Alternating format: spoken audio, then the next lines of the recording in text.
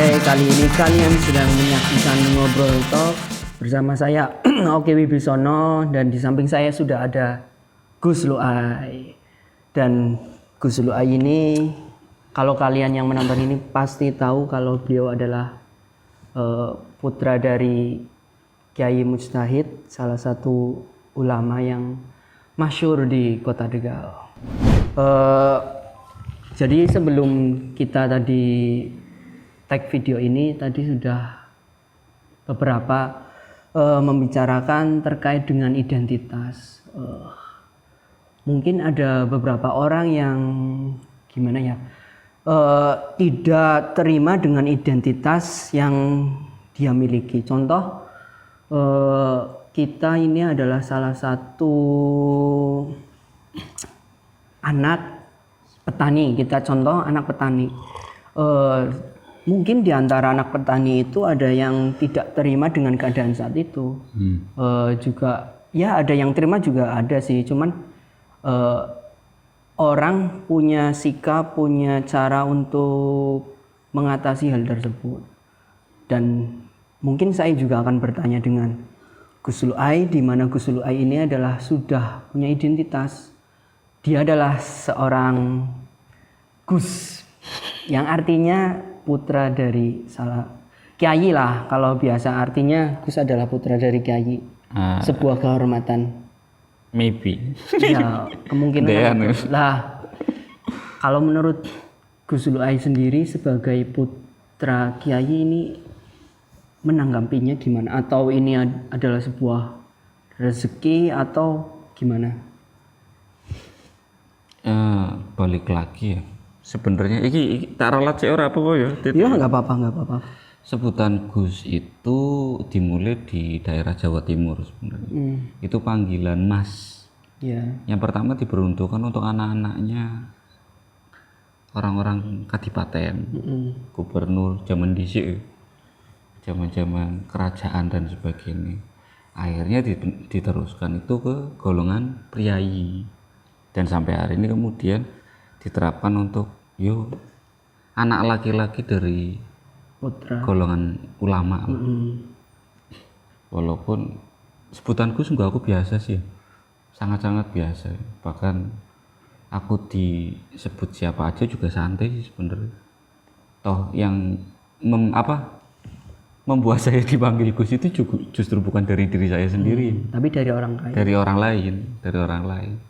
Orang pernah kemudian, "Sopo jenengmu?" "Aku Gus Luai." Orang tahu. Iya. Paling orang lain yang kemudian menyebutnya demikian. Aku lebih senang malah diundang Mas aku. Iya, soalnya emas kan tiap tahun naik harganya itu. Oh iya. Kayak Gus kan ora.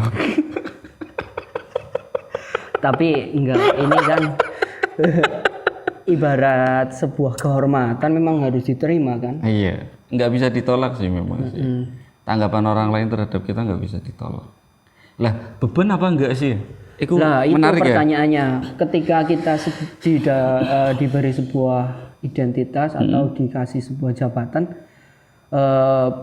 menurut jenengan yang ini adalah diemban sebuah nama Gus, sebuah kemuliaan, ini bisa menjadi beban enggak? Langsung tak universal kan nggak masalah ya. Ya enggak masalah. Setiap orang memiliki beban ketika dia menjadi manusia. Entah dari keluarga apapun. Ketika dari tamyiz, proses anak sudah bisa membedakan ini enak, ini nggak enak, ini nyenengin, ini malesin. Itu kan proses tamyiz. Di umur-umur sekitar 7-8 tahun lah. Kemudian akil balik di umur 14 tahun. Itu semua orang pasti memiliki beban. Makanya di Islam kita nyebut itu mukallaf. Orang yang kemudian mendapatkan tanggungan beban untuk mengikuti ajaran Islam kalau di Islam. Nah, yang tak maksud setiap manusia memiliki beban itu kayak gini. Jenengan terima diri jenengan sebagai oki, itu pasti nggak langsung ujuk-ujuk. Iya. Butuh proses. Ada prosesnya. Iya. Apalagi kemudian sebutan-sebutan sosial, Gus, Raden, terus pangapuntene para zuriya, habaib, syarifah. Itu terkadang itu beban loh. Ekspresi bebannya ada dua. Yang pertama positif, yang kedua negatif. Kalau menanggapinya positif, dia akan kemudian mengikuti jejak orang tuanya. Sing anake Raden yo belajar ketatanegaraan. Sing anake Zuriyah Habaib yo belajar tentang nasabnya, tentang Mbah Buyute Kanjeng Nabi dan khasanah keislaman. Yang putranya Kiai juga mempelajari tradisi-tradisi pesantren. Itu yang positif. Yang negatif, satu, eskapisme. Ya. Mereka kabur dari tanggung jawab itu. Akhirnya apa? Yo, iki penyakit iki hampir banyak dilalui oleh para santri. Ketika mereka lulus SMA kemudian kuliah, jarang sekali santri itu menunjukkan identitas kesantrian. Itu karena memang lari dari sebuah tanggung jawab. Iya, izin. Kemudian apa? Ingin punya kebebasan. Dampaknya kan negatif semua. Padahal apa? Tantangan terbesar para santri ketika menginjak ke perguruan tinggi itu bukan bagaimana dia berbuat baik, tapi menjauhi sesuatu yang buruk. Orang Indonesia berbuat baik itu udah terlatih lah dari kecil lah. Apik karo tonggo, dermawan, terus hormat kepada orang tua. Kita udah terlatih dari kecil. Tapi yang benar-benar nggak terlatih dari kecil adalah untuk tidak berbuat buruk. Jadi apa? Hampir rata-rata, iki aku ngomong pengalaman ya. Saya juga tidak memiliki otoritas. Apakah ini akan disebut sebagai kritik, nyinyir atau mencibir kalangan santri? Tapi ini ajakanku untuk para santri tentang beban tadi. Ini santri untuk semua. Semua. Mbok kalau kuliah itu ojo izin jadi santri. Harus ditunjukin akidah mereka itu harus mendarah daging sampai tulang sumsum. Jadi kalau seumpama dianggap kudet, kuper nggak masalah. Lah untuk anak-anak yang dari terah-terah tadi dengan sebutan sosial tadi, satu eskapisme, dia kabur dari identitasnya. Yang kedua dia menyalahgunakan identitasnya. Iya. Naudzubillah min dzalik ya. Langsung, aku iki anak kiai, macam-macam karo aku, kualat engko. Wah, bahaya itu. Atau kemudian ada ya banyak sih contohnya. Itu kayak demi mendapatkan sesuatu, kepentingan sesuatu, dia akhirnya membuka nasabnya. Dan buat saya sebisa mungkin janganlah. Tapi Gak penting itu. Kalau seandainya dibuka saja, dimanfaatkan, dalam tanda kutip dimanfaatkan, itu sebetulnya juga sah-sah saja kan? Atau Sah-sah aja. Atau memang di kalangan kiai atau ustadz itu ada batas-batas atau ranah-ranah yang harus jangan digunakan. Maksudnya ada batasan-batasannya, nggak bisa asal digunakan. Di hukum fikih, orang menunjukkan kealimannya itu wajib. Tapi orang menunjukkan bahwa dia anaknya siapa, itu bodoh. Bahwa sing ditutupno manfaatnya ke orang lain. Makanya menunjukkan kealiman itu wajib. Dilarang sekali untuk menyombongkan ketawaduanmu. Contoh menyombongkan ketawaduan itu kayak gini. Bisa main wong liapen, nyong ngerusak. Itu keliru nih, menurut saya itu keliru. Harusnya apa? Dunia ini tidak kekurangan orang-orang pinter. Tapi era hari ini itu kekurangan orang-orang bener yang mau bersuara. Dan sekali lagi dunia ini nggak butuh pahlawan. Dunia ini membutuhkan orang-orang baik yang nggak ingin dikenal. Karena pahlawan pasti meninggalkan korban dan reruntuhan. Tapi orang baik yang tidak ingin dikenal, urusannya karo Gusti Allah. Jadi beban nggak sih? Aku pernah ngalami beban itu, Mas Oki. Beban sebagai anaknya kayak pernah. Kayak dituntut, bisa gak nerusin abah gitu. Di antaranya itu ya. Bisa gak kemudian ketika mendapatkan omongan seperti ini biasanya yang sering saya temui sampai hari ini gitu. Wah, iki bakal penerusnya abah ya. Iki bakal penggantinya abah ya. Dan saya paling selalu menjawab insya Allah amin. Kalau penerus insya Allah masih sanggup. Tapi kalau pengganti itu mustahil. Soalnya nggak mungkin kan ada orang yang bisa digantikan sama orang lain. Walaupun itu dalam satu gen yang sama. Satu gen yang sama. Nek koyo ngono ya kabeh wong wis dadi nabi lah. Ya kan yoga kan ya. Dan untuk nanggepin beban kayak gitu itu kayak apa sih? Yuk dianu sih, di enjoy aja sih. Boles aja. Sampai akhirnya kemudian ini pentingnya kayak gini ya. Ada titik krusial penting dalam urusan parenting untuk hal-hal beban kayak gini. Kalau semua orang tua tidak bisa berkomunikasi dengan baik dengan anaknya, maka seorang anak itu akan mencari jalan sendiri untuk mencari tujuan hidupnya. Loh ini bahaya nih, rutenya terlalu banyak, dia bisa semrawut, akhirnya ugal-ugalan. Makanya kalau di urusan parenting, orang tua bisa, lek iki lho pengalamanku, mas, mbak, iki lho pengalamannya bapak, iki lho pengalaman ibu. Kamu terserah mau ngambil jalan hidupmu yang mana. Tapi yang jelas di setiap pengalaman bapak dan ibu itu punya kebaikan dan kebijaksanaan masing-masing. Iya. Bahkan itu walaupun itu tidak di dunia perustadan atau ulama, Iya. di dunia musisi juga ada. Itu contoh kita ambil Om Iwan Fals. Om Iwan Fals bahkan anaknya nggak ada yang meneruskan karena karir musiknya. Iya. Jadi tidak semua yang bisa ada di orang tua bisa diturunkan ke anaknya. Iya, jelas. Walaupun dari orang tua sudah mengarahkan, tapi selama bukan dia di situ ya sulit untuk menjadi itu.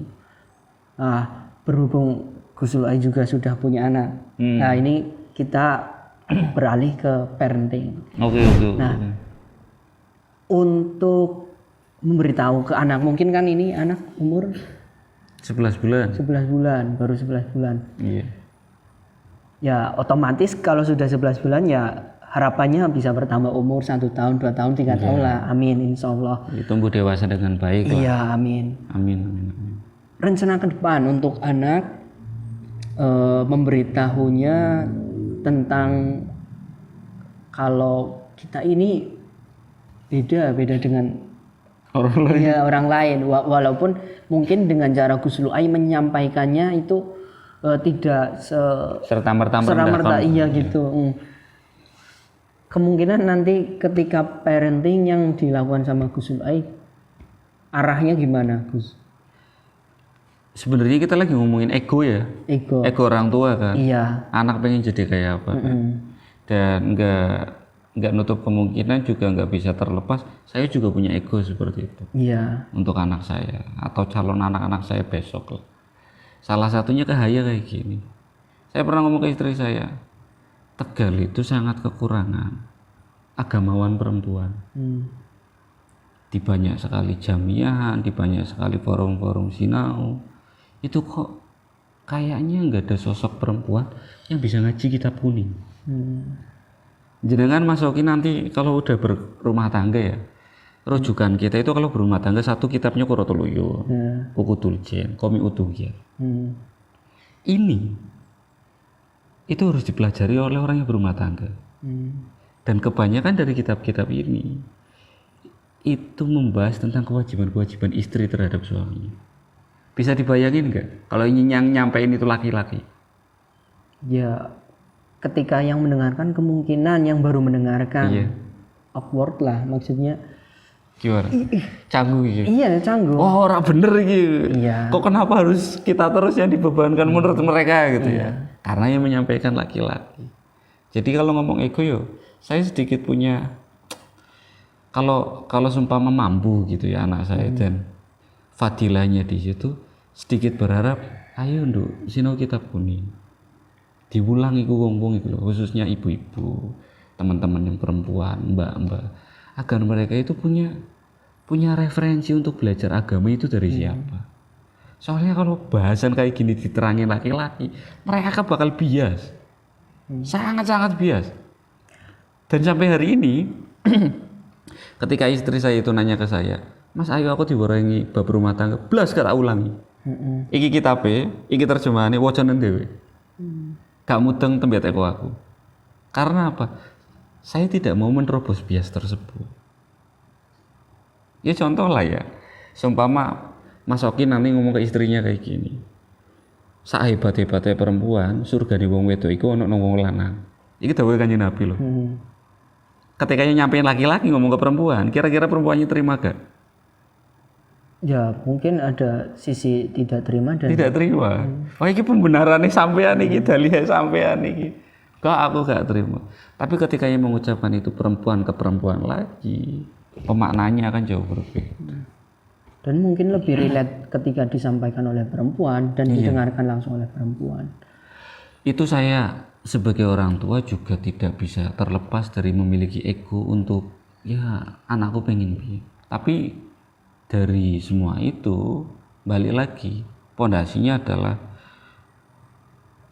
Haya Ardana Raswari itu titipan Gusti Allah.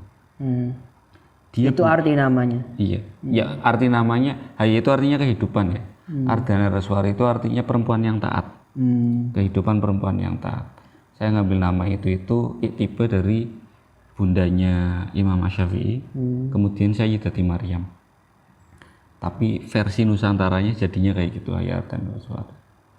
Lah, si Haya Ardana Raswari satu, saya nggak tahu dia siapa. Dan dia juga bukan siapa-siapa. Tapi apa? Allah menitipkan ruh dia lewat darah saya dan istri saya. Dalam arti apa? Sebagai orang yang belajar agama, saya harus tetap memiliki jarak dengan dia. Ini nggak boleh semena-mena ini saya sama aja. Ini titipan yang jelas. Dalam arti apa? Kita terikat secara zahir aja. Wallahu a'lam ya. Bisa jadi kayak gini. Pernah dengar cerita Jalaluddin Rumi enggak? Ketika dia masih kecil umur 9 tahun, diajak bapaknya ke gurunya. Gurunya bapaknya langsung ngomong kayak gini. Subhanallah, alhamdulillah. Kukira yang akan datang hari ini itu hanya danau. Tapi tidak aku sangka engkau membawa samudera di belakang. Bahwa seorang anak itu bisa jauh melampaui orang tua. Jalaluddin Rumi itu yang disebut samudera itu. Ya bosone wali angel sih. Angel dipahami. Dan itu yang kemudian membuat saya jarak bahwa saya tidak boleh memaksa anak saya untuk menjadi apapun kecuali apa yang Allah gariskan ke dia. Bahkan untuk urusan nama masuk. Iki pas waktu aku gawe nama, egoku mengatakan kayak gini. Anak-anakku pokoknya namanya harus cukup satu kata aja. Itu yang diinginkan sama jenengan. Iya. Haya wis rampung iso ngono. Tapi kemudian saya istikharah. Berdoa sama Allah, ya Allah, di alam azali engkau menyebut dia siapa? Saya ingin tahu siapa namanya dia. Karena apa? Kita tidak mungkin bisa menghapus Lauh Mahfuz. Contoh ya, jenengan ngerti nama aslinya Abu Bakar As-Siddiq mboten? Gak ngerti kan? Tapi disebut Abu Bakar, Bapak Bakar. Nama aslinya nggak tahu kan? Iya. Imam Asy-Syafi'i nama aslinya siapa? Pernah dengar cuman lupa Gus. Muhammad Idrus. Iya. Asy-Syafi'i itu nama kakeknya. Tapi dikenal oleh orang-orang Imam Asy-Syafi'i. Imam Al-Ghazali juga. Ibnu Hamid Muhammad itu dikenal dengan nama Imam Al-Ghazali. Saya punya hipotesis, saya punya pengetahuan bahwa ini loh nama-nama yang sudah tertera di Lauh Mahfuz. Bahkan kemudian ketika orang tuanya ngasih nama apapun, Lauh Mahfuz mencatatnya bukan itu. Pada suatu hari pasti akan berubah. Lah Ardana Raswari, saya minta itu. Gusti nama asli ini sopo? Sing kecaten kono. Sing sesuai karo skenario ning jenengan. Ternyata nggak boleh satu kata. Jadilah ya Ardana Raswari. Kira-kira mungkin kayak gitu Mas Oki. Itu untuk jenengan yang tahu ya. Kalau saya sendiri kan namanya Oki. Iya. Itu nggak tahu asal usul kenapa bisa sampai Oki. Mungkin ya itu urusan penamaan orang tua. Terserah sih. Cuman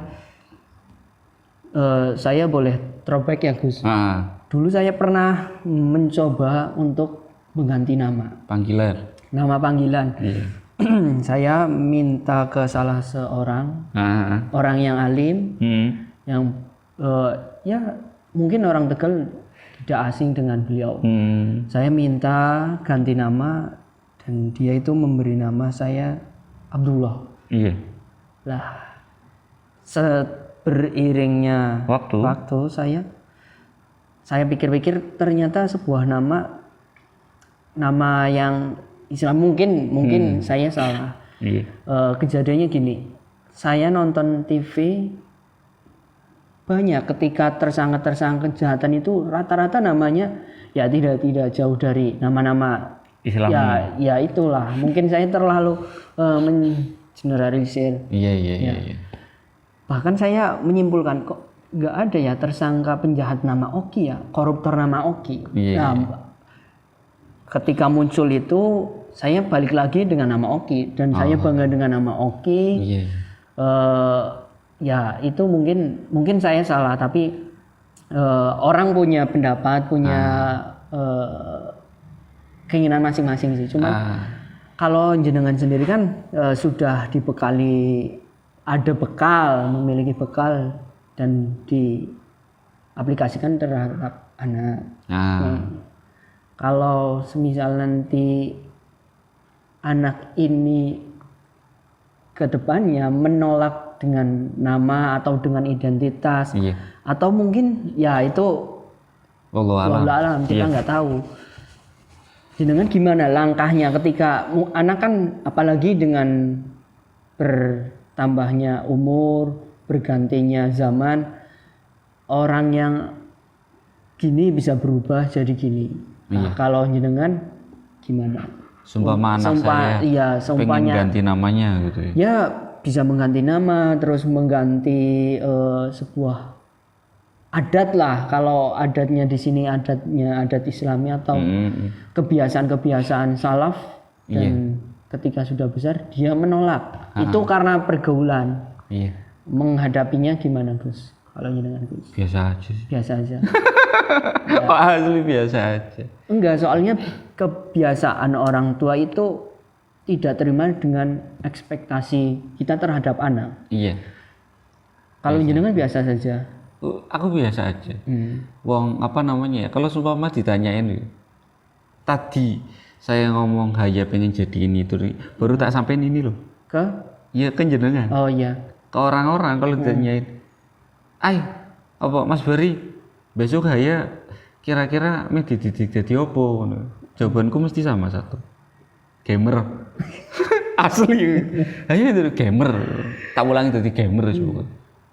Agar dia, karena saya membaca bahwa digital startup adalah apa yang paling ekspektasi untuk beberapa tahun ke depan. Kalau seumpama Haya kemudian dipupuk menjadi seorang gamer dari kecil, niti karir apa namanya pro gamernya itu lebih mudah. Karena dari awal sudah dibekali. Tapi enggak sekonyong-konyong jenengan membekali Haya dengan ingin menjadi gamer sih. Wallahu alam. Wallahu alam. Iya sih. Kan belum ada tuh. Ya, gamernya Hafizo kan ya? Belum ada. Belum ada Mas Oki. Barangkali bisa jadi ternyata ada seorang perempuan gitu ya. Wallahu alam ya, entah kemudian Haya memutuskan akan berjilbab atau tidak berjilbab gitu ya. Tapi kalau sumpama ternyata dia bisa hafal Quran 30 juz, tapi juga sekaligus seorang gamer, itu bakal jadi pencapaian luar biasa untuk Islam. Top itu, keren itu. Kalau buat saya biasa aja. Dia mau niti hidupnya kayak apa biasa aja. Tapi nggak tahu kalau istri saya ya. Jadi dan stereotip orang terhadap anak ulama atau anak ustadz kan rata-rata ya tidak jauh. Anak ustadz ya harus jadi ustadz, anak kiai harus jadi kiai, anak habib jadi habib. Dan mungkin ya wajar sih kalau seandainya kejadian seperti itu, dan wajar kalau jenengan sendiri Gusul Aik mengalami lingkungan yang ketika keluarganya adalah kiai, tapi salah satu di antara keturunannya itu tidak menjadi penerus. Kalau saya sih nggak ada di aliran semacam aliran kiai, maksudnya ada di lingkungan kiai, jadi saya tidak begitu tahu. Kalau jenengan kan lebih relate dengan lingkungan kiai ulama. Apakah ada sebuah lingkungan semacam itu? Maksudnya berarti anak-anak ini dipaksa pol ngono. Iya, harus semacam seperti itu. Orang tuanya. Iya, semacam itu. Yo banyak Mas. Banyak. Saya juga termasuk. Saya melalui juga proses termasuk. maksaan. Bapakku itu lebih suka praktek sebenarnya sih. Pernah dengar istilah kayak gini nggak? Ada kisah gitu ya, sayembara. Barang siapa yang memenangkan sayembara ini itu bisa mendapatkan putri seorang raja. Lah sayembaranya apa? Harus melewati sebuah kolam buatan di kerajaan tersebut. Kolamnya itu diisi buaya, ular, ikan piranha. Barang siapa yang bisa berenang melewati dari satu titik ke titik selanjutnya, dia akan mendapatkan putri raja beserta seluruh kerajaan. Pernah dengar kisah ini nggak? Belum. Akhirnya apa? Orang berduyun-duyun ingin melihat siapa sih kesatria yang bisa berani untuk berenang di danau di kolam buatannya seseram itu. Alhasil ditunggu dari pagi sampai sore itu nggak ada maksudnya. Ketika orang mau bubar, kayaknya hari ini nggak ditemuin. Raja juga yang duduk di singgah sana sudah putus asa, kayaknya memang nggak ada ini. Ketika sudah mau bubar, baru terdengar suara jebur. Orang langsung noleh ke belakang semua. Ketika mereka mau pulang kan, loh, ada yang terjun. Ternyata bener. Ada satu pemuda, dia berenang berdarah-darah melewati seluruh rintangan itu sampai akhirnya di titik tujuan. Sampai titik tujuan dia berdarah-darah, ngos-ngosan ngono yo. Nafasnya itu sampai tersenggal-senggal gitu. Dan kemudian ditarik oleh Perdana Menterinya, diangkat kencang-kencang, kita mau menemukan pemenangnya. Dia adalah calon raja kita berikutnya. Dan Anda tahu reaksi pemenang tersebut apa? Kaget. Apa bingung? Dia marah. Saya nggak peduli dengan kerajaan ini. Saya pengen tahu yang jorokin saya ke kolam siapa ini gitu. Kenapa saya didorong kayak gini? Bangke kalian semua. Asli. Dan dari kisah itu saya mengalami kehidupan saya ya 11-12 dari seperti itu. Lah serius. Iya. Pendidikan abah saya itu yuk simple tapi lumayan ekstrim gitu ya. Dari lulus MTS aja saya langsung pegangin kitab kuning. Ke musola. Ayo mulang. SMP kelas 1 bos. Iya. Kon mulang wong tuwek-tuwek iki rasane kaya apa coba. Langsung, wih keren. Keringetan aku. Sejagung-jagung ya, ngomong wis ngawur gak jelas. Dan itu terjadi setiap kali pulang pondok, pulang pesantren. Dalam tanda kutip ya, bahwa keluarga pesantren pasti akan mendidik anak-anaknya untuk menjadi santri juga. Dulu ya nggak terima juga, pengen kayak anak-anak juga, anak-anak yang lain bisa bebas dan sebagainya. Tapi kalau sekarang sih, saya merasa beruntung. Untung saya melewati proses yang begitu. Dan alhamdulillah ya, kalau saya nggak dibekali hal-hal kayak gitu, mungkin hari ini tuh nggak ada. Jadi pemaksaan kayak gitu sebenarnya adalah bentuk kasih sayang orang tua yang mungkin dimaknai secara berbeda oleh anak-anaknya. Nggak ada anak pengen nyelakain, nggak ada orang tua pengen nyelakain anaknya kok. Walaupun dari ini ada kacau sih ya, eranya udah beda. Model-model pendidikan yang saya alami diterapkan untuk anak-anak yang lahir tahun 97, 98 atau 2000-an kayaknya nggak efektif lagi. Dulu kita dihajar gitu ya, sahabat jedar-jedar, kita jadi tambah berbakti ke orang tua. Hari ini enggak. Anak malah pengen bunuh orang tuanya. Naudzubillah min dzalik, ngawur. Lah, itu kan jenengan sudah tahu pendidikan atau parenting dulu dengan yang sekarang kan beda. Iya. Kalau yang dulu dengan proses kekerasan masih diterima dan sang anak juga mengetahui bahwa itu adalah sebuah kewajaran dan dari situ berproses. Kalau sekarang jenengan akan dipraktekkan semacam itu terhadap atau dengan menggunakan parenting yang mungkin cocok dengan keadaan saat ini. Yang jelas ikhtiar kami ya suami istri terhadap anak kami itu pasti akan seoptimal mungkin dan semaksimal mungkin maksudnya. Iya. Bahkan ya jenengan ngerti lah, aku sudah bertahun-tahun gak nonton TV, bahkan di rumah ini ada TV tapi nggak ada antenanya gitu. Karena saya sangat-sangat yakin sekali, hampir 70% ya, 30%-nya Gusti Allah. Atau kebalik ya, 30%-nya kita, 70%-nya Gusti Allah. Segala mentalitas cara berpikir kita itu dipengaruhi karena televisi. Kalau hari ini internet. Saya nggak tahu tontonan masa kecilnya Mas Oki apa. Tontonan saya masa kecil ya normal dengan anak kecil umumnya ya nonton. Apa? Kalau minggu nonton kartun di Indosiar. Kartunnya jenisnya koyo apa? Ya anime yang pada umumnya Naruto, Dragon Ball, Conan, Shinchan. Naruto, Dragon Ball, Conan. Shinchan iya umur saya kan di Iya. umumnya itu. Itu akan sangat berbeda ketika hari ini animenya itu sejenis larva. Iya, Marsha and the Bear. yang tidak bisa ngomong. Iya, outputnya jauh sangat berbeda. Angkatannya Mas Oki mungkin masih punya jiwa kepahlawanan. Ya nggak tahu sih. Mungkin ya. Mungkin. Karena tontonannya anime seperti itu. Iya. Tentang heroisme semua. Untuk anime hari ini yang nonton larva, mereka jadi stand up comedian semua. Oh, serius sih. Apa yang kemudian kita konsumsi di televisi pada waktu masa kecil itu akan membentuk pola pikir kita di masa depan. Jadi apakah saya akan memaksakan anak saya? Sekali lagi kita akan berupaya semaksimal mungkin agar dia selamat di dunia wal akhirah. Amin. Amin. Tapi apakah kemudian si Haya akan menempuh jalurnya sendiri? Atau kemudian melebihi ekspektasi saya pasarkan itu ke Gusti Allah. Oh, gak nutup kemungkinan kan? Ujug-ujug jebulannya anakku jauh lebih wirai ketimbang aku. Anakku jauh lebih edan ketimbang aku ngono. Untuk urusan kosmologi. Sumpama ternyata Haya dianugerahi bisa ngakses alam malaikat kan? Yuk nggak tahu juga saya. Jadi iya nggak dipaksain juga. Adaptable aja sih, santai. Kira-kira gitu Mas. Kalau untuk urusan parenting anak. Tapi kan jenengan juga berhak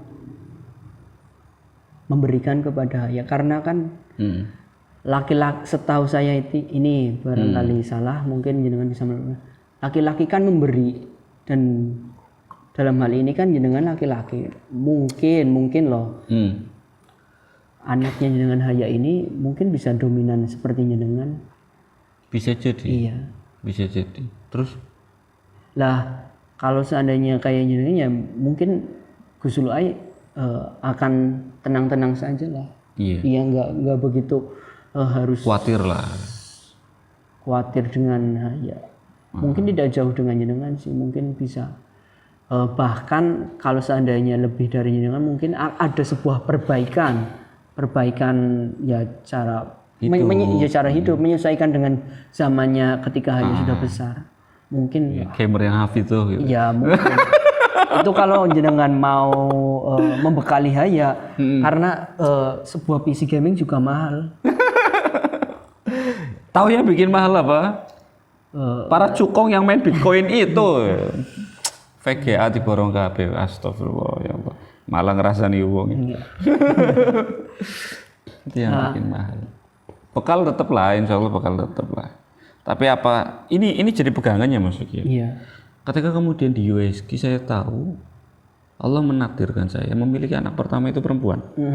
Mungkin saya juga mendengar dari salah banyak orang tua yang ketika melahirkan anak perempuan, bahkan itu ketika anak perempuan itu adalah anak pertama. Oh. Iya, dia itu merasa sebuah saat itu menjadi beban saat itu. Iya. Beban ya? Iya, karena kok balik? Nggak tahu, Iya. Menjadi beban karena mungkin melihat keadaan saat itu perempuan itu lebih apa? Negatif gitu maksudnya lebih mudah ke arah negatifnya iya. Ketika dengan pemahaman seperti itu ya atau lebih rentan terhadap zaman gitu. Atau bahasa kasarnya perempuan lebih tidak bisa diandalkan ya mungkin kalau jenengan malah lebih beruntung ketika mendapat anak pertama perempuan. Beruntung, aku beruntung. Dan saya sangat bangga itu. Kenapa saya sangat bangga dengan hal itu? Ini berarti sunnah seumur hidup ya. Sunnah seumur hidup. Maksudnya? Karena anak Rasulullah rata-rata perempuan semua. Yang bertahan sugeng ya, yang hidup. Itu langsung alhamdulillah aku ngelakoni sunnah seumur hidup. Itu satu yang pertama. Yang kedua tentang urusan cinta sebenarnya. Ketika saya tahu anak saya perempuan, langsung kemudian saya Ya Allah niki ujian jenengan kangge kula nggih. Nggih pun kula ridho. Karena bagaimanapun juga Islam mengajarkan ketika seorang anak perempuan menikah dengan suaminya, orang tua udah nggak boleh ngurusi apa. Maksudnya orang tua udah nggak boleh ikut campur tentang urusan rumah tangga ini. Karena yang lebih berhak atas perempuan tersebut adalah suaminya, bukan orang tuanya. Kayak peribahasane Tegal itu loh. Anak lanang wekene ibune, anak wadon wekene lanange. Itu sebenarnya bahasa fikih itu. Jadi akan ada satu masa, satu momentum di mana mungkin saya akan sangat berat hati melepaskan anak perempuan saya untuk kemudian hidup dengan pilihannya dia menami itu. Karena bagaimanapun juga urung rasakan dua anak sih. Iya. Sini kemana sopi masya Allah. Nggak tahu kalau nggak tahu sih. Iya. Pimen dua anak di situ membojo. Gampang lah itu bisa diatur nanti. Iya. Jadi ya santai sih. Nah aku santai sih. Bukan menganggap mereka beban dan sebagainya kayak kebanyakan orang. Bukan kebanyakan ya, beberapa orang melihat itu. Saya yakin orang yang berpikiran seperti itu tuh kurang ngaji nih cara aku. Ya Allah, jenengan bayang nih loh. Islam memuliakan perempuan. Quran memang ada surat Ar-Rijal, enggak ada. Adanya An-Nisa. Bahkan untuk penamaan seluruh semesta dunia ini rata-rata dominan nama perempuan. Ada ibu kota, enggak ada bapak kota loh. Ibu kita Kartini diperingati, bapak Kartono enggak. Di jari pun sama. Ada kelingking, jari manis, jari tengah, telunjuk, ibu jari. Bapak jari mana? Enggak ada. Yang hebat itu perempuan. Makanya harusnya bangga, apalagi kan yang Nabi Dawu almar'atu imadul bilad, bahwa perempuan itu adalah pilarnya sebuah negara. Ketika mereka baik, maka baik negara tersebut. Ketika buruk negara tersebut. Jadi it's okay lah, beruntung. Saya nggak beruntung. Pokoknya anakku ayu Alhamdulillah. Dan di rumah ini ada 2 orang perempuan ya, Iya. 1 istri 1 anak. Iya. Yang lainnya manekin. Wes. Padahal manekinnya cantik juga. Lah, kalau perempuan juga identik dengan al-madrasatul Ula. Perempuan adalah pendidikan pertama. Ya. Iya. Pendidik pertama Pendidik pertama. bagi anak. Kalau saya mungkin itu adalah sebuah keringanan bagi seorang laki-laki untuk tidak melakukan sebuah transfer knowledge atau memberikan ilmu-ilmu terhadap anak, karena yang menjadi pendidik pertama adalah perempuan, Ibu. Tapi mungkin kalau bagi Gus Luai tetaplah sebagai orang tua juga sebagai guru. Mungkin nanti Yahya melihatnya seperti itu. Wallahu a'lam. Tapi mestilah ya mungkin dengan ada sebuah usaha untuk saya sebagai orang tua juga sebagai guru kamu gitu. Iya. Tapi balik lagi Allah. Karena kita nggak tahu umur kita sampai berapa. Iya sih. Kalau pembicaranya itu sih sudah selesai. Nggak ada pembahasan sih. Umur nggak tahu. Iya. Sistem hidupku cuma 1 hari soalnya Mas. Cuma 1 hari. Jadi untuk yang lain-lain itu tak anggap cita-cita, bukan plan. Plan itu ya saat dinoto. Ketika kemudian besok saya masih hidup ya, alhamdulillah. Kanjeng Nabi tahu loh, tidak akan dicabut nyawa seseorang apabila Allah belum memberikan semua rezekinya. Ini penting ini, nggak ngomong nganggur ini. Biar tidak putus asa banget Iya, itu. biar ada. Jadi jenengan besok bangun itu, loh, urip berarti sih rezeki ini. Kalem. Ya, menarik. Menarik itu. Iya asli. Lah, apakah kemudian nanti saya bakal menjadi seorang ayah sekaligus guru bagi anak sekaligus istri saya? Balik lagi kita pakainya sinau bareng, Mas. Pakainya sinau bareng. Malah saya selalu mengatakan kunci rumah tangga yang baik adalah ketika seorang suami bisa membahagiakan istrinya. Bisa diulangi lagi Gus, lebih keras. Iya. Kunci yang terbaik untuk rumah tangga agar bahagia adalah ketika seorang suami bisa membahagiakan istrinya. Karena ketika istrinya bahagia, otomatis pendidikan anak-anaknya terjaga. Ketika istrinya bahagia, rumah beres. Ya, ya, ya. Jajal bojone merem. Lah kasih masak panganan mumet sampean. Iya, Wes, setelah kasih gawe kena wedang mumet. Makanya yang lucu itu nggak tahu juga ya. Eranya beda sih. Orang beranggapan pendidikan anak itu fokusnya di pesantren ini dan sebagainya. Padahal ada step awal yang harus dilakuin, yaitu apa? Seorang suami membahagiakan istrinya. Sebelum kemudian berpikir, ini anak di sekolah yang terbaik, di pesantren yang terbaik gitu. Yang pertama adalah membahagiakan istri. Soalnya kalau istri nggak bahagia, anak di pesantren ini, istri nggak bakalan ikhlas. Dan itu sangat ngefek buat pembelajaran anaknya. Nggak betah nanti di pondok. Ya mungkin kira-kira gitulah. Jadi jangan juga menyinggung tentang cita-cita dan planning. Kalau saat ini jenengan jadi sebuah koordinator Pacimaya, ini adalah cita-cita atau planning? Itu konspirasi kayaknya.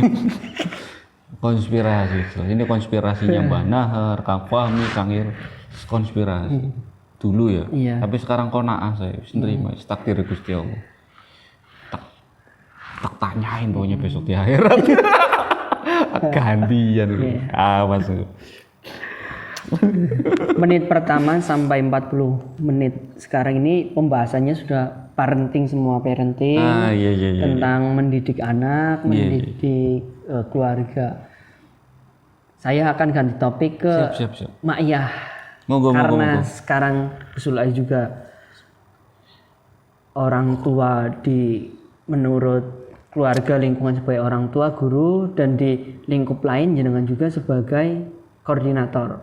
Mungkin sebagai pegiat Ma'iyah menyebutnya koordinator. Itu penyebutan orang sih, bisa koordinator, presiden atau apapun. Ketua kelas juga bisa. Cuman kalau saya menyebutnya koordinator. Gus Ulai ini adalah sebuah koordinator Pacimaya. Kalau jenengan sudah menonton ngobrol talk saya dengan Ustadz Nahar, saya juga pembahasannya tentang Ma'iyah. Iya.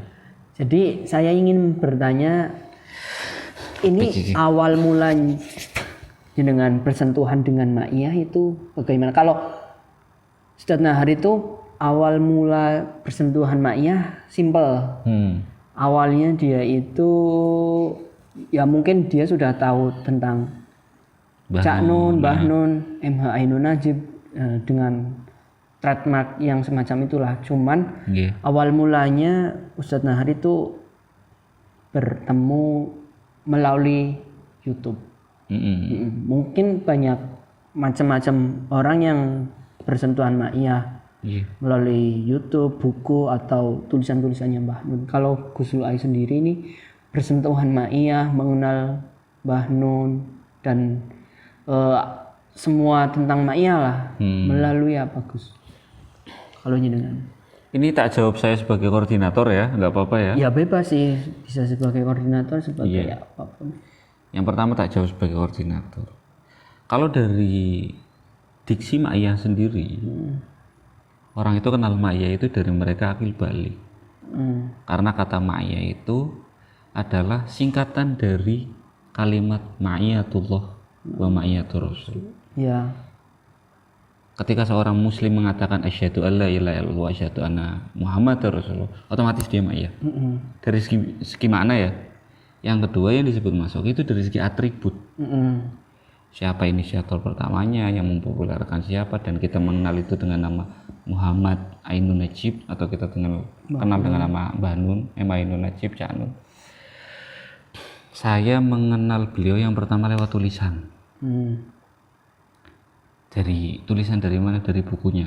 Yang pertama Oples, yang kedua Marquesot Bertutur. Itu buku yang beli bapak saya dan saya baca itu kelas 5 SD. Kelas 5 sudah membaca tulisan Mbah Nun ya? Iya. Bahkan MTS tak coret-coret itu. Lemari-lemari pondok. Kepandaian adalah kelicikan yang menyamar. dan kebodohan adalah kebaikannya bernasib buruk. Gue kampret ya, kok umur segitu saya udah nulisin kalimat-kalimat semacam itu juga saya nggak tahu. Setelah itu kemudian apa? Putus koneksi antara diri saya dengan Cak Nun. Saya nggak konsumsi tulisan beliau lagi, saya nggak tahu musik Kiai Kanjeng lagi. Padahal SD saya sangat hidup dengan suasana seperti itu. Termasuk ketika Mbah Nun pernah gelaran di Gor Wisanggeni. Tegal? Pernah itu kota itu. Gor Wisanggeni itu SD itu saya. Yo tumplek-plek. Awit disit wong iku populer sih. Simbah. Sangat-sangat luar biasa terkenal. Itu saya mondok, koneksinya terputus dengan tulisan-tulisannya Cak Nun, dengan segala hal yang berbau Cak Nun terputus. Sampai kemudian SMA terus kuliah di Jombang. Dan saya nggak ingat sama sekali tentang Cak Nun, nggak ingat. Oh iya, jenengan kuliah di Jombang ngambilnya apa, Gus? Kuliah Sastra saya. Sastra Inggris. Oh, Sastra I know. Oh, I see. Lah kuliah di Jombang, kebetulan karena dari dulu saya suka berkomunitas, kumpul-kumpul, main-main. Akhirnya apa? Terseretlah saya pada dunia teater. Dan kebetulan mentor teater saya bernama Lekham. Lekhamngat. Ya. Itu adiknya Simba. Itu belum ngeh saya sama Cak Nun. Belum ngeh sama sekali. Sampai kemudian salah satu junior saya pas waktu itu ingin sowan ke Lekham bahas masalah teater, dan kebetulan tanggalnya sama kayak Padang Bulan. Lek ndalu niki saged dipanggihi mboten gitu. Wah, malam ini ada Padang Bulan. Ngomong ke teman saya itu, ke junior saya. Lah teman saya langsung ngomong, "Loh, Padang Bulan itu kita boleh ikut nonton enggak?" Nonton, ngaji. Dikira dia itu pagelaran teater. Iya. Akhirnya apa? Baru itu, oh Padang Bulan. Apa yuk? Oh Cak Nun yuk. Wah, saya lama sekali nggak bersentuhan dengan beliau. Akhirnya di bulan berikutnya datanglah saya ke Padang Bulan. Kesan pertama saya ikut Padang Bulan, saya nggak suka Cak Nun. Pertama ketemu first impression malah tidak ketemu. Iya, saya ngeliat Cak Nun di atas panggung, tapi saya nggak suka Cak Nun.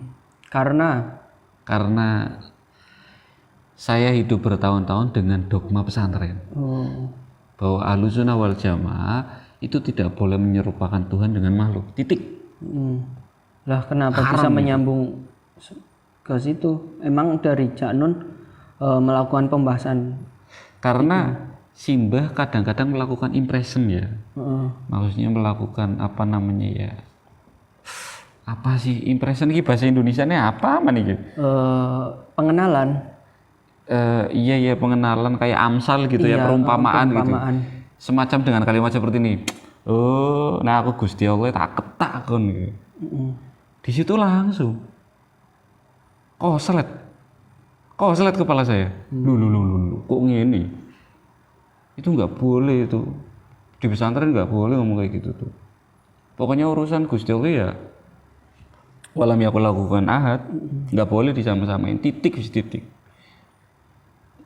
Itu kesan pertama saya datang ke Padang Bulan, saya nggak suka Cak Nun.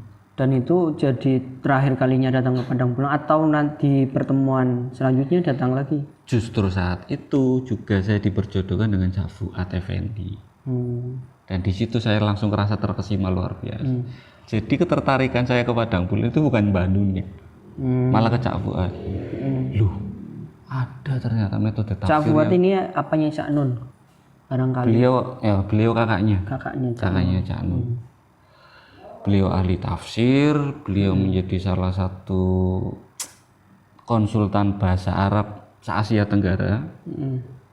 Dan kajian tafsirnya memang keren banget. Saya banyak sekali belajar dari penjelasannya beliau tentang iki loh, ayat Quran ini seperti ini, ayat ini seperti ini, ayat ini seperti ini. Termasuk ucapan yang sering diucapkan di Ma'iyah itu. Kalau seumpama ada orang yang nikah itu jangan diucapin samawa, sakinah mawaddah warahmah, karena urutan ayatnya enggak kayak gitu. Tapi apa? Mawaddatan warahmatan litaskunu ilaihi. Harusnya apa? Berbekal mawaddah dan rahmah, Semoga bisa mencapai Slogan sakinah. sakinah. Itu dari penjelasannya Cak Fuad. Dan di situ saya langsung main blowing banget. Apa iki anyar iki. Akhirnya apa? Motivasi saya datang ke Padang Bulan itu malah yang saya cari Cak Fuad. Bukan Cak Nun. Tiap kali ada Cak Nun hadir, nggak fokus saya. Langsung entah nyari kopi, main HP dan sebagainya. Tapi lama-kelamaan apa? Ada di satu titik pertemuan yang bikin malah saya nangis. Cak Nun naik panggung, saya langsung seudut. Aduh wong iki gak beres. Kalimat pertamanya saya masih ingat. Lebih tinggi mana? Tafsir apa yang ditafsir? Di situ saya langsung jelek. Yang kedua, nek kene ono ta? Gusti Allah ono sing jagung kene gak? Nek kene ono sing Kanjeng Nabi gak? Itu pertanyaan dari Cak Nun disampaikan jamaah. Untuk opening. Oh, Untuk opening, Bang. Loh kok kita berani-beraninya mengklaim bahwa tafsir kita yang paling benar. Wah, nangis aku nonton. Ngerasa sangat bersalah. Bahwa ternyata apa? Selama ini saya menganggap Cak Nun keliru, ternyata cara berpikir saya yang keliru. Akhirnya setelah itu apa? Terbuka pikiran sama hati saya untuk menerima apapun yang disampaikan oleh Simba. Dan setelah itu melihat betapa perjuangannya Simba itu langsung kesangsem, jatuh cinta habis ya. Oh, nggak ada orang kayak gini di Indonesia ini. Nggak ada orang kayak gini di Indonesia ya. Sampai akhirnya pulang ke Tegal, Boyongan, saya masih nggak tahu kalau Mak Ihan itu ternyata ada pegiatnya, ada simpulnya, dan menjadi pegiat itu berat. Makanya jangan sendirian. ajak orang untuk jadi Ajak orang lain untuk sama-sama menderita. Gak apa-apa, ganjarannya swarga. Amin. Itu Mak Iya yang kemudian saya kenal, dan lagi-lagi berkat konspirasi Banar dan sebagainya, saya tetap menjadi koordinator lebih dari 3 tahun ini ya. Ya memang sebuah kepemimpinan harus 5 tahun, satu periode kan 5 tahun.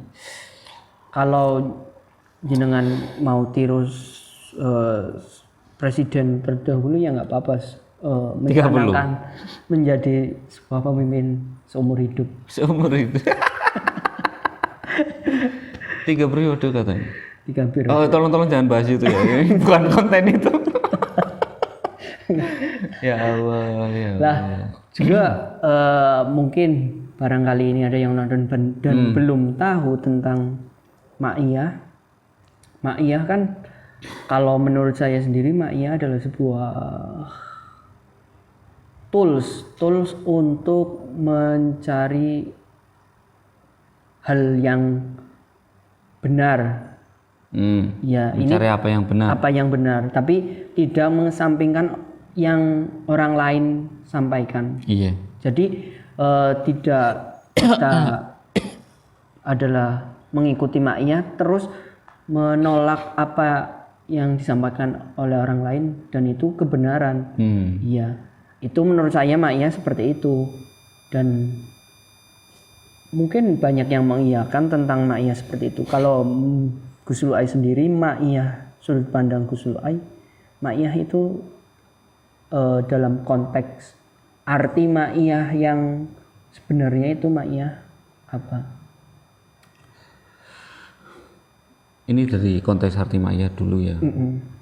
Ma'i itu berasal dari kata ma'a, artinya serta. Kemudian itu sejarah awalnya diucapkan oleh Sayyidina oleh Kanjeng Rasul kepada Sayyidina Abu Bakar. Innallaha ma'ana. Bahwa sesungguhnya Allah menyertai kita. Yang di Gua Hiro itu ya, Gus? Atau kayaknya bukan Gua Hiro deh. Gua Sur. Oh iya, Gua Sur. Maaf. Bukan Gua Hiro ya, Gua Sur ya. Lah, arti Mak Iya sendiri itu artinya beserta atau menyertai. Membersamai. Maka ma'iyatullah ma'iyaratul Rasul adalah kesadaran kita terus melibatkan Allah dan Rasulullah dalam setiap tindak lakunya. Allahumma sholli ala sayyidina Muhammad. Tujuan ma'iyah itu simpel kok sebenarnya. Yang saya paham selama ini ya. Iya. Agar kita jatuh cinta dengan Rasulullah, udah itu aja. Udah itu aja. Agar kita bisa sambung kangen, sambung rasa, sambung cinta dengan Rasulullah, udah itu aja. Bahkan apa? Simba bolak-balik menyampaikan, saya itu nggak mau menutup-nutupi siapapun dengan Rasulullah. Saya nggak mau menutup-nutupi siapapun antara Anda dengan Allah. Saya nggak boleh menghalangi Anda untuk kenal Islam. Itu kalau dari segi mana? Lah kalau dari segi konteks, tetap pakai bahasanya Mbah Nun ya. Maya itu software. Anggap aja operating system Windows itu. Maya itu tidak memaksakan dirinya untuk menjadi bulatan ormas. Ya enggak kayak ormas A, B, C, D dan sebagainya lah. Sama persis kayak operating system Windows. Windows bisa ada di laptop Acer, bisa ada di Samsung, bisa ada di HP, bisa ada di apalagi merek laptop itu. Ya banyak sih, dari semua merek itu tidak ada mensponsori kita, jadi tidak perlu disebutkan. Oh gitu ya, iya. Oke. Itu analogi sederhananya kayak gitu. Karena memang Maya adalah operating system, canggihnya di sini. Dengan Anda mengakses atau menginstal Maya, pemahaman Anda terhadap ormas Anda itu akan jauh lebih hidup. Pemahaman Anda tentang diri Anda, tentang hidup Anda, itu akan jauh lebih mudah. Saya sering mendiskusikan ini, sinau bareng ini dengan Kang Fahmi. Kita selalu kemudian tasbih, tahmid kepada Allah Subhanahu wa taala, subhanallah, alhamdulillah. Gara-gara apa? Beruntung kita diperjalankan untuk bertemu dengan Maya. Sehingga mempelajari segala hal itu jadi mudah. Mudah masuk. Jadi sangat mudah, Bang. Disadari atau enggak disadari orang-orang yang ikut Maya, biasanya apa? Jiwanya lebih seimbang. Emosinya jauh lebih stabil. Itu jiwa seimbang bukan karena zodiaknya. Kalau Libra kan seimbang. Oh, saya zodiaknya lahir di bulan ini ya. Saya ikut hijriahnya aja. Saya Rajab ya. Zodiak saya buruk. Terus apa? Saya gerusa-gerusu gitu. Gak juga. Iya. Jiwa seimbang itu di situ. Yang pertamanya maksudnya yang pertamanya sembrono, akhirnya bisa jauh lebih tenang. Yang pertamanya terlalu menggebu-gebu, sekarang bisa jauh lebih dewasa. Hebatnya, canggihnya software Maya di situ nih menurut saya. Jadi dengan sinau apa aja, dengan landasan Maya itu jadi simpel, jadi gampang. Bayangin coba, kayak yang cuma di Maya itu. Yang disuruh jawab apa hubungannya tutup botol sama sajadah itu. Dan kita harus belajar nemuin connecting door-nya itu loh. Gila enggak? Ya, untuk siapapun yang menonton pada malam hari ini, sekali lagi Maya tidak pernah mengikrarkan dirinya untuk membentuk menjadi ormas apapun, untuk menjadi bulatan apapun. Kita itu cuma software. Jadi tidak ada kehendak, keinginan untuk mencoba menyaingi siapapun, itu enggak ada. Bahkan di Poci Maya bolak-balik disampaikan, Maya bubar loh, kita nggak masalah gitu. Dan saya sering ngeledek juga, ini dalam tanda kutip humor ya. Coba pada teman-teman yang fanatik dengan ormasnya gitu, ayo kamu berani ngomong kayak gitu nggak di ormasmu bubar nggak apa-apa, berani nggak gitu. Kalau kita Maya bubar nggak apa-apa, nggak masalah. Orang dunia kiamat juga udah ditakdir kayak gitu kok, semuanya fana gitu. Maya bubar nggak apa-apa, yang penting pas dulurannya yang abadi. Jadi ayo kapan-kapan teko nang GP melu sinau bareng. Dan insya Allah tetap menggunakan mode siap kabur. Satpol PP kemudian operasi kita bubar pokoknya. Perhatikan prokes gitu. Gitu kira-kira Mas Oki untuk urusan Maya. Dan oh iya, tak tambahin. Saya terima kasih juga untuk Mas Oki dan dulur-dulur yang lain. Mas Oki ini masterpiece kita ya. Master yang untuk selalu bikin poster di Poci Maya, dan kelasnya itu udah nasional bos. Bahkan nggak kalah sama orang-orang yang ada di Jakarta itu. Bedanya apa? Segala value, nilai, nominasi yang diterima Mas Oki itu kayaknya dibayarnya di akhirat ya. Amin. Tapi mbok ojo akhirat kabeh ngono lho. Ya Allah, ditarik Mas Oki. Enggak, jangan. Itu kayak jariah. Kayak sebuah apa sih? Pekerjaan. Kalau seandainya kesannya ada sebuah ongkos untuk saya adalah pekerjaan, di situ saya tidak bekerja kan? Iya. Kalau seandainya memang mau dibayar, mungkin pegiat atau atas nama Poci Maya tidak sanggup untuk membayar saya. Jangkrik. Santai. ijab kabule akhirat ya. Insya Allah. Amin amin amin. Nah, kalau Ma'iyah yang saya kenal dan akhir-akhir ini saya juga ada di dalamnya Ma'iyah kan, pas delurunnya memang atau persaudaraannya itu memang begitu kental. Yang kita yang tidak kenal jadi kenal, yang kita berbicara harus ada batasannya, kita berbicara itu sudah kayak teman yang sudah kenal lama. Walaupun memang jamaah Ma'iyah ketika sedang berbicara atau sedang kumpul memang pembicaranya banyak yang saling menyinggung, cuman satu di antara yang lain sudah menerima lah. Hebatnya itu kemesraannya itu kita sebut kemesraannya.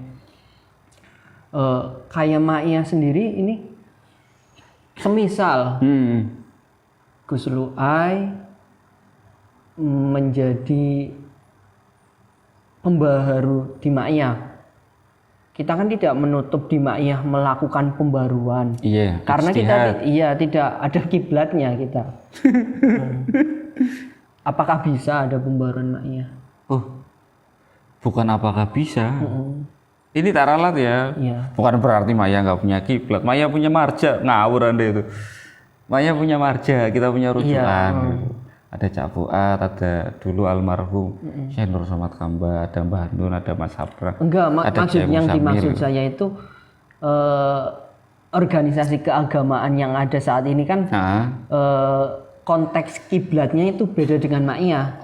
Iya, gitu. Kalau yang organisasi Islam yang ada di Indonesia ketika dari atas atau dari yang pusat, dianggap pusat itu bilang ya harus tapi kita kan di Ma'iyah ketika ada sebuah perintah atau apalah kita kan bisa memilih dua opsi antara iya atau tidak.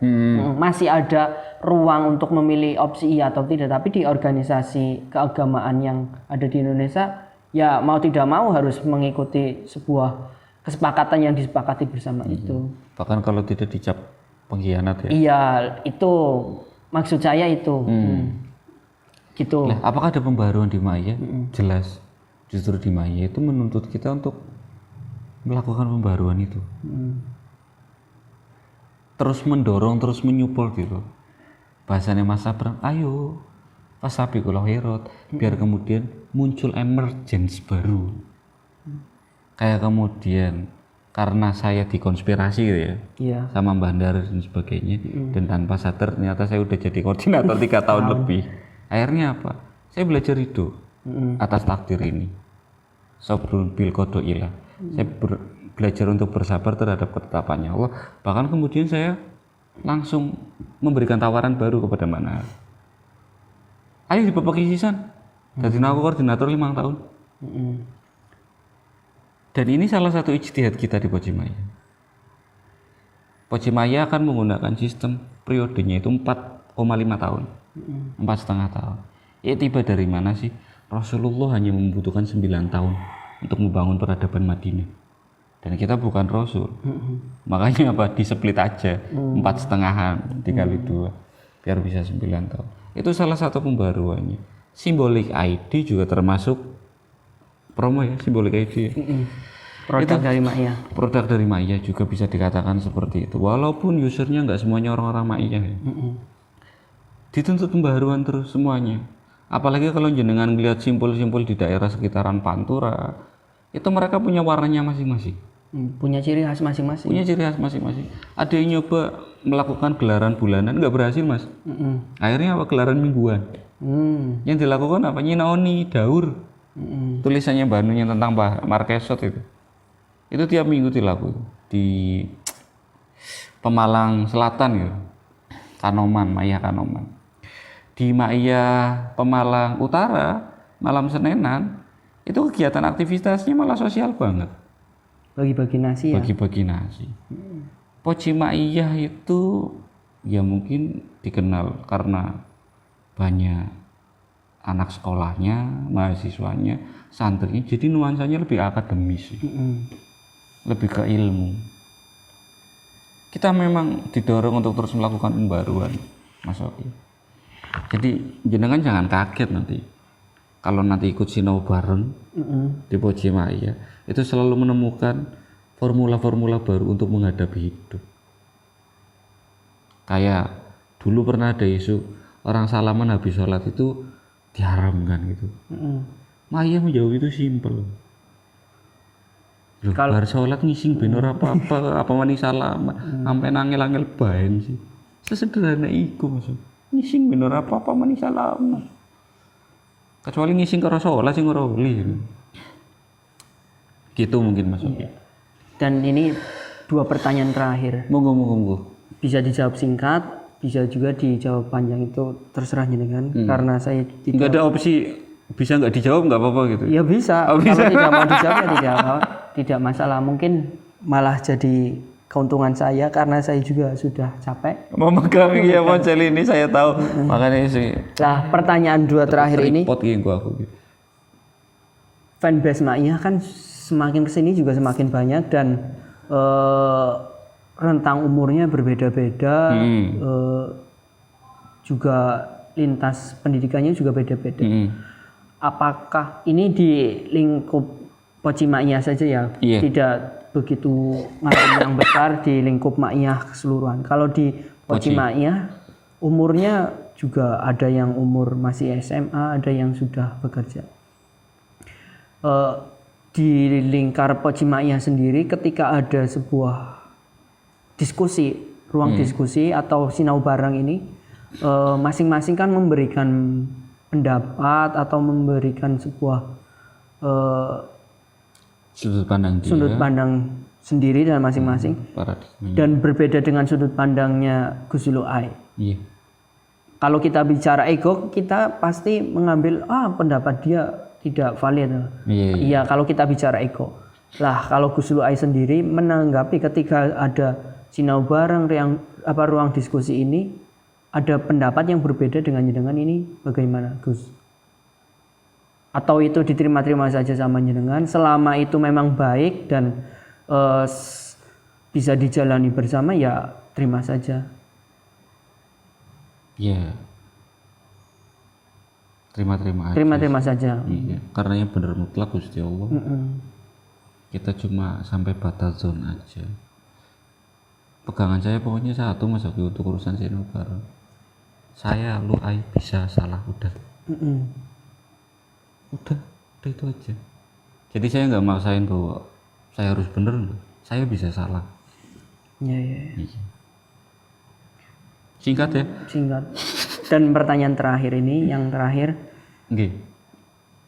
Kalau seandainya mungkin saya sebagai pegiat, kalau melihatnya jenengan koordinator saat ini masih belum punya langkah konkret untuk Pojimaya. Iya. Karena kita ini ada di berada wilayah Kabupaten Tegal dan mungkin ada yang bertanya, ini Pojimaya adalah gerakan apa? Iya. Ketika ada sebuah gerakan masyarakat peduli lingkungan sosial dan lain sebagainya, Pojimaya sendiri ini kan tidak begitu menjerumus ke hal semacam itu. Terus? Lah, jenengan sendiri apakah kedepannya punya rencana semacam itu untuk biar ya itu masalah masyarakat ya, mau mengenal Maiyah atau tidak itu iya terserah masyarakat mau atau tidak. Cuman kan kita berusaha untuk usaha kita untuk mensosialisasikan bahwa ada Maiyah, ada sebuah perkumpulan, ada sebuah sistem sinau bareng yang semacam ini. Kalau menarik silakan bergabung, kalau tidak tertarik ya sudah, tidak masalah untuk kita. Kalau Gus Zuluai sendiri apakah ada langkah untuk memberi tahu masyarakat gitu, tablik Syiar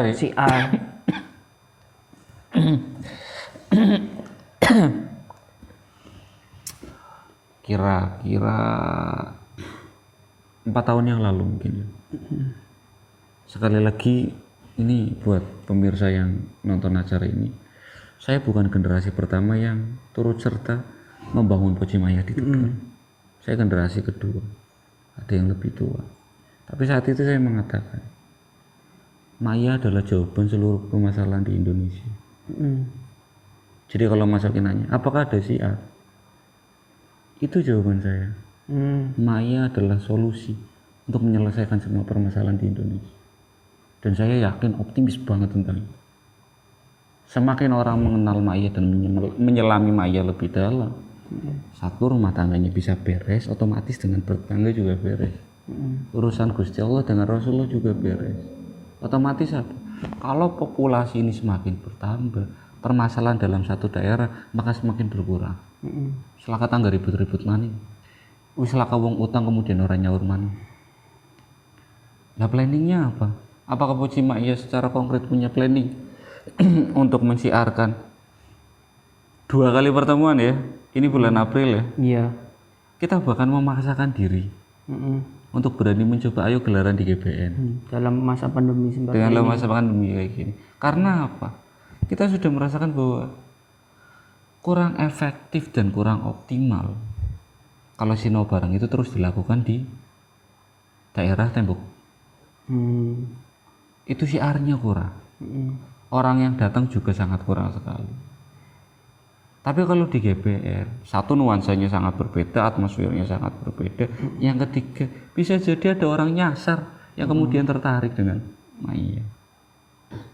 Balik lagi, saya Muhammad Fathul Barilo yang memiliki keyakinan solusi Indonesia itu di Maya. Solusi Indonesia itu di Maya. Dan saya sangat optimis tentang itu. Mungkin kira-kira gitu.